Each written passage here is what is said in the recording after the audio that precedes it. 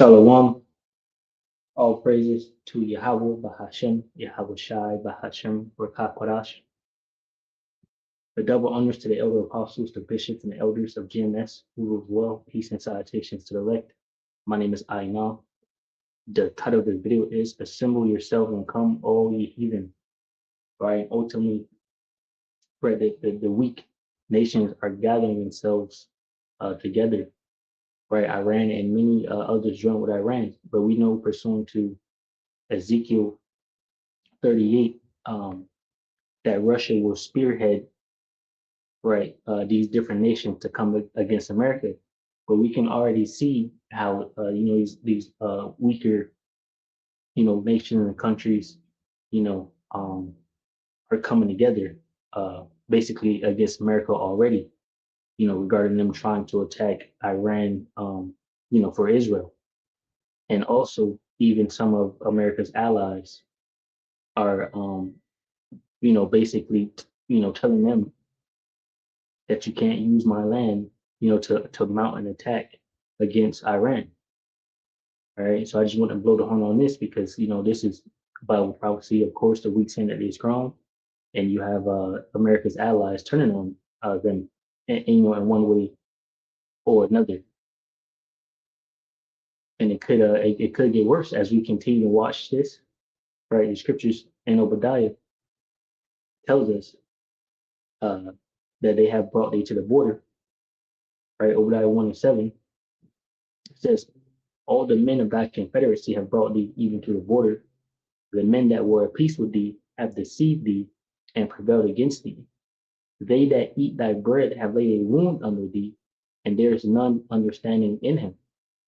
All right. So America's allies, is basically going to bring them to the border, for war, right, and deceive them. And in this video right here, down here, I just get, jump to that part. And then we'll, watch it from the beginning since I got that verse. You can see one of America's allies here is turning, basically saying, you can't use my land. All right. Underscoring this new phase of engagement.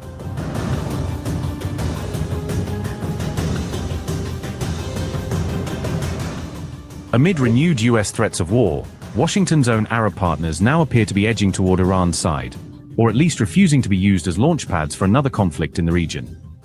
Several key Arab allies of the United States have quietly signaled that they will not allow American forces to carry out strikes on Iran from their territory, drawing a red line against being dragged into direct hostilities.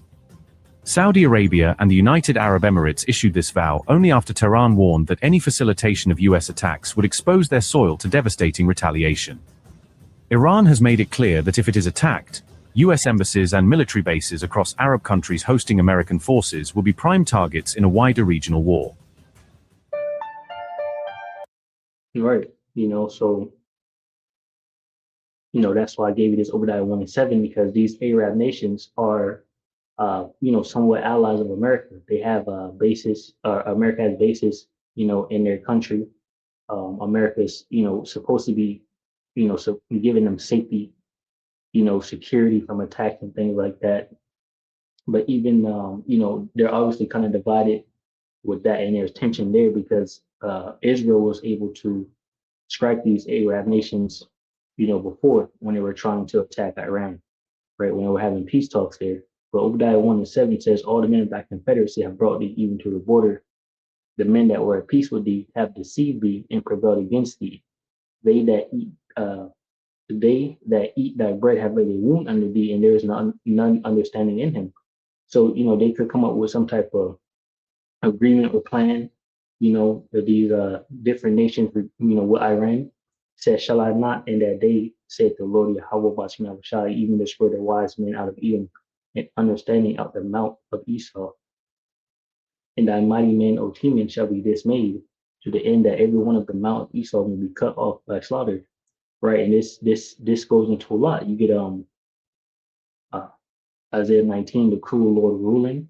Right, the Most High Yahweh Bashim Shai confounding their counsel, confusing their plans. So this is another prophecy here in Obadiah that's saying, taking away your wise men, taking away your understanding.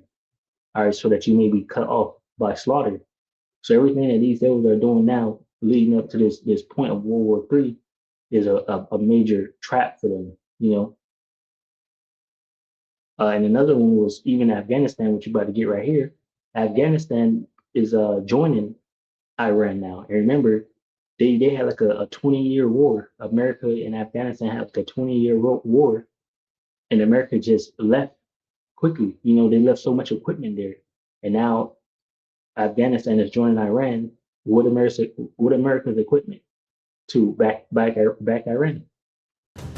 An Asian military bloc that once humiliated the United States on the battlefield is now signaling it stands ready to back Iran, dramatically raising the stakes for Washington in the Middle East.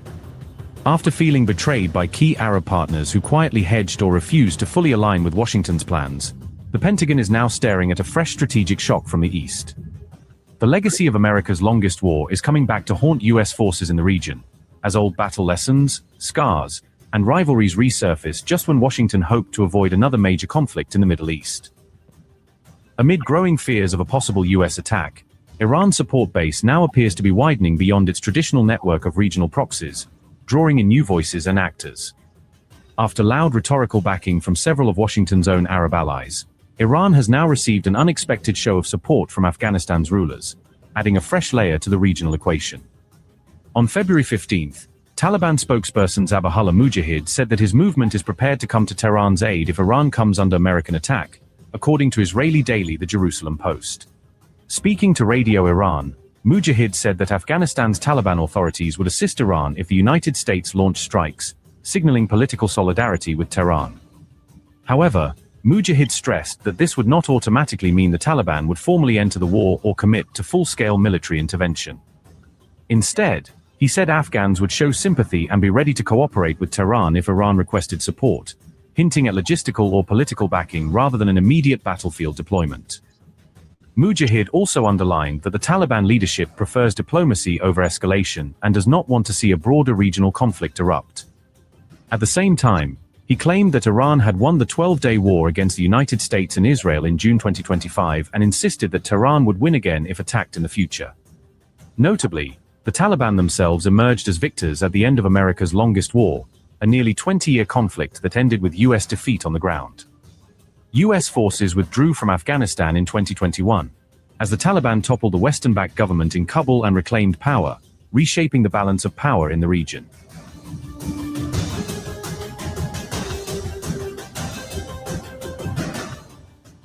Despite deep sectarian divides, Iran and Taliban-ruled Afghanistan are now cautiously navigating a recalibrated relationship that looks very different from their past hostility. The core of their rivalry lies in Shia-majority Iran confronting a hardline Sunni Taliban movement whose ideology and past actions often clashed sharply with Tehran's interests. However, since the Taliban's return to power in August 2021, pragmatic coordination has increasingly replaced open confrontation, as both sides prioritize shared security and economic concerns. In January 2025, Taliban Foreign Minister Amir Khan Muttaqi hosted senior Iranian diplomat Abbas Araghchi in Kabul for high-level strategic consultations, underscoring this new phase of engagement.